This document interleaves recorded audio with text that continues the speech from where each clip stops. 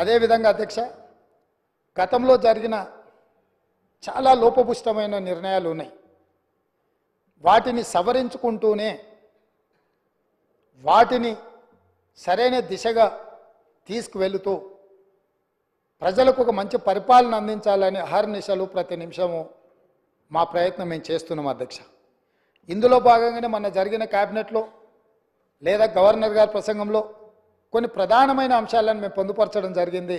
నేను చూసిన డాక్టర్ పల్లా రాజేశ్వరరెడ్డి గారు మాట్లాడేటప్పుడు ప్రభుత్వం తీసుకున్న కొన్ని మంచి పనులను వారు అభినందిస్తారేమో అని, అదేవిధంగా ప్రభుత్వం తీసుకుంటున్న నిర్ణయాలలో ఏమైనా ఒకవేళ వాళ్ళ దృష్టిలో సవరించుకోవాల్సిన సూచనలు ఏమైనా ఉంటే వారు సూచన చేస్తారేమో అని నేను ఆసక్తిగా విన్నా అధ్యక్ష.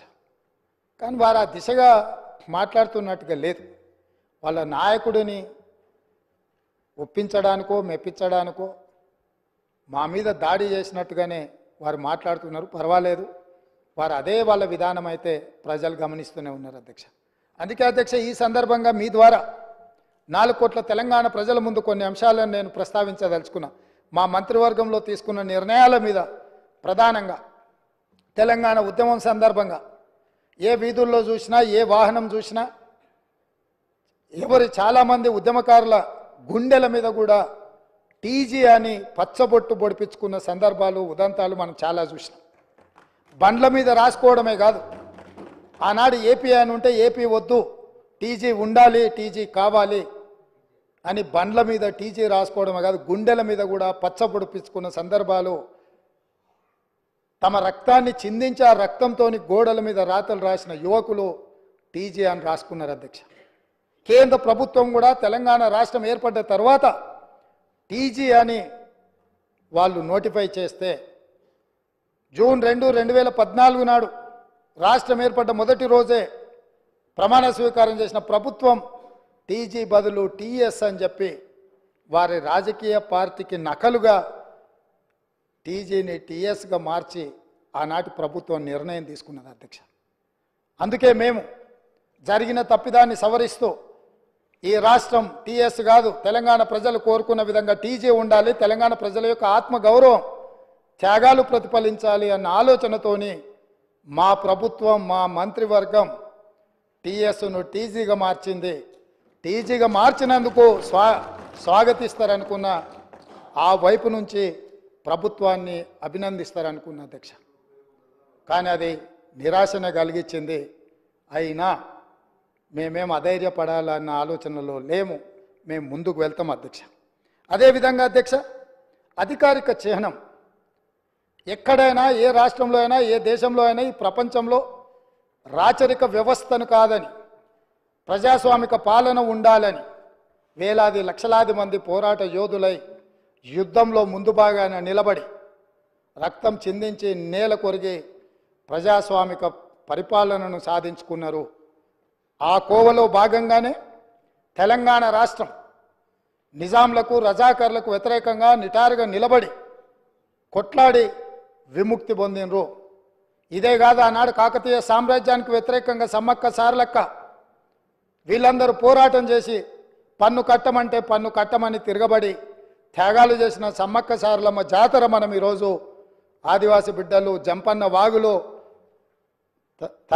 తలార స్నానం చేసి అక్కడికి వెళ్ళి దేవుణ్ణి దర్శించుకుంటున్నాం. అలాంటి త్యాగాల పునాదుల మీద ఏర్పడ్డ ఈ తెలంగాణ రాష్ట్రం, పోరాటాలతో ఏర్పడ్డ ఈ తెలంగాణ రాష్ట్రంలో రాష్ట్ర అధికారిక చిహ్నంలో ఒక పక్కన చార్మినార్, ఇంకొక పక్కన కాకతీయుల ఆనవాళ్ళు ఉన్నాయంటే రాచరిక పోకడులు ఏ విధంగా ఉన్నాయి, పాలకుల యొక్క ఆలోచన ప్రజాస్వామ్యానికి వ్యతిరేకంగా రాచరిక పోకడలతో రాష్ట్ర అధికారిక చిహ్నంలో రాచదర్పాలు ఉట్టిపడుతుంటే ఇంకా కూడా మనము గులాములుగా వెట్టి చాకిరి చేస్తూ బ్రతకాల్సిందేనా అన్న ఆలోచనతోటి మా మంత్రివర్గం అంతా ఆలోచన చేసి రాచరిక పోకడలు, రాచరికపు ఆనవాళ్ళు ఉండడానికి వీల్లేదు. ఈ రాష్ట్రం ప్రజాస్వామిక రాష్ట్రం, ఈ రాష్ట్రంలో ప్రజలు ఎన్నుకున్న ప్రభుత్వం ఉంది, ప్రజాపాలన సాగుతుంది అని చెప్పి అధికారిక చిహ్నాన్ని మార్చాలన్న నిర్ణయం తీసుకున్నాం. ఆ నిర్ణయాన్నైనా వాళ్ళు స్వాగతిస్తారేమని చూసినాం అధ్యక్ష. గవర్నర్ గారి ప్రసంగంలో ఈ అంశాలన్నీ కూడా ప్రస్తావించిన ఎక్కడ కూడా వాళ్ళ యొక్క సానుకూలత ఈ విషయంలో కనిపించలేదు అధ్యక్ష. అదేవిధంగా అధ్యక్ష, మనమందరం తెలంగాణ బిడ్డలం. దళితులు, గిరిజనులు, బలహీన వర్గాలు, తండాలలో, గూడెలలో, ఆదివాసీలు, అడవి బిడ్డలు, మైనారిటీలు, మహిళలు, మన అందరికీ తెలంగాణ తల్లి అంటే మన అమ్మ, మన అక్క, మన సోదరి. మనం కల్లారా చూసిన మన అమ్మలు, మన అక్కలు, మన కుటుంబ పెద్దలు ఎవ్వరు కూడా వజ్ర వైదూర్యాలతోని కిరీటాలు పెట్టుకొని వడ్డానాలు పెట్టుకొని మనం ఎన్నడూ మన తెలంగాణ తల్లిని చూడలేదు అధ్యక్ష. కొంతమంది రాజులు, రాచరిక పోకడులు ఉన్న వాళ్ళు గడిలలో ఉన్న పెత్తందారులు ఏమైనా కిరీటాలు పెట్టుకున్నారేమో, భుజకీర్తులు పెట్టుకున్నారేమో, నడుములకు వడ్డానాలు పెట్టుకున్నారేమో మాకు తెలియదు. కానీ మా అమ్మలు నడుము బిగించి కొంగు చాకలి ఐలమ్మలాగా పోరాటాలు చేసిన స్ఫూర్తి ఈ గడ్డ మీద ఉన్నది. చాకలి ఐలమ్మ స్ఫూర్తిగా తెలంగాణ తల్లి ఉంటుందని మేము అనుకున్నాం. తెలంగాణ తల్లి అంటే ధీశాలి పోరాట యోధురాలుగా ఉంటుంది. లేకపోతే దర్పం ఉట్టిపడే, కళ్ళల్లో కాంతి, ముఖంలో వర్చస్సు, చూపులో ప్రేమ, ఆప్యాయత. ఒక తల్లి తన బిడ్డను ఎంత ఇష్టంగా, ఎంత ప్రేమగా చూస్తుందో ఆ విధంగా తెలంగాణ తల్లి ఉంటుంది అని మేము ఆశించినాం, ఉండాలని మేము ఆశించినాం. కానీ రాచరిక పోకడలతో, కిరీటాలు, వజ్ర వైదూర్యాలతో తెలంగాణ తల్లిని మనకు రుద్దాలనే ప్రయత్నం చేసిండ్రు. అందుకే కవులు, కళాకారులకు నిలయమైన ఈ తెలంగాణ రాష్ట్రంలో కవుల, కళాకారుల నుంచి సూచన తీసుకొని మన అమ్మలాగా మన తెలంగాణ తల్లి ఉండాలి, ఆ తెలంగాణ దర్పం ఉట్టిపడే విధంగా తెలంగాణ తల్లి ఉండాలని మంత్రివర్గం నిర్ణయం తీసుకుంటే కనీసం తెలంగాణ తల్లి విషయంలోనైనా రాజకీయ విభేదాలను, ఆలోచనలను పక్కన పెట్టి ప్రతిపక్షం కలిసి వస్తుందేమో అని మేము చూసినాం అధ్యక్ష. కానీ మాకు నిరాశనే మిగిలింది అధ్యక్ష.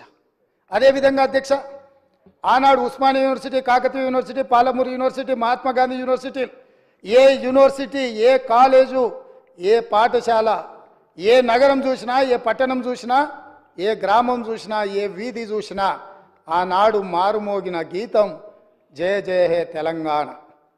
ఈ గానం అందశ్రీ అనే ఒక కవి తెలంగాణ ప్రజలకు అందించి గుండెల నిండా ఊపిరి పీల్చుకొని లక్షలాది మంది తెలంగాణ ఉద్యమకారులు, నిరుద్యోగ యువకులు, విద్యార్థులు తెలంగాణ ఉద్యమంలో ముందు భాగాన నిలబడి పోరాటం చేసి ఆనాటి పాలకుల యొక్క దాష్టికానికి నేల కొరిగినా కూడా జయ జయ హే తెలంగాణ నినాదంతో ఈ తెలంగాణ రాష్ట్రాన్ని సాధించినరు. ఈ రాష్ట్రాన్ని సాధించిన జయ జయ హే తెలంగాణ గీతం ఈ తెలంగాణ రాష్ట్రీయ గీతంగా మారుతుంది అని చెప్పి 4